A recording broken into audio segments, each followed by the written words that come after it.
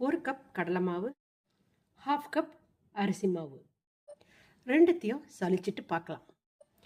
கொரப்பா இடித்த 1 டீஸ்பூன் மிளகு பொடி, 1/2 டீஸ்பூன் பெருங்காய பொடி, 1 டீஸ்பூன் சீரகம், 1 டீஸ்பூன் மிளகாய்த்தூள், தனியா கலக்காதது.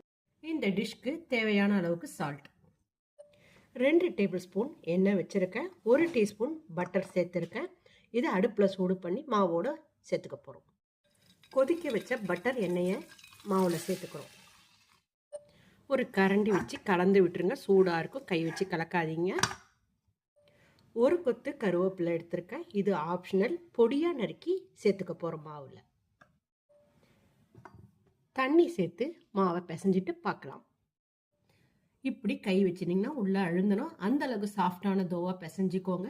ரொம்ப தண்ணி சேர்த்துறாதீங்க, ரொம்ப கம்மியாகவும் இருக்கக்கூடாது, திட்டமாக இருக்கணும். இப்படி அழுத்தி பார்த்தீங்கன்னா கை இம்ப்ரெஷன் உள்ளே போடும். அதான் இதோட அளவு. நம்மளோட மிளகு காரா சேவ் மாவு ரெடி ஆயிடுச்சு. மூடி வச்சுருங்க. மூடலைன்னா ட்ரை ஆகிடும். எண்ணெயை ரொம்ப சூடு வச்சிடாதீங்க. கொஞ்சமாக மாவு எடுத்து போட்டிங்கன்னா 1 செகண்ட் கழித்து அது மேலே எழும்பி வரணும். அதுதான் இதோட அளவு. பிழிஞ்சு விட்டுட்டு பார்க்கலாம். கையால் தீத்துனதை பார்த்தீங்கன்னா ரொம்ப அழகாக இருக்கும் பார்க்கறதுக்கே.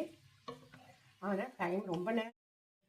நம்மளோட மிளகு காரா சேவ் ரெடி ஆயிடுச்சு. கையில் தீத்துன ஒன்று இது பார்த்தீங்கன்னா இதுதாங்க ட்ரெடிஷனல் மெத்தடு. பார்க்கறதுக்கு ரொம்ப அழகாகவும் சூப்பராக இருக்குது.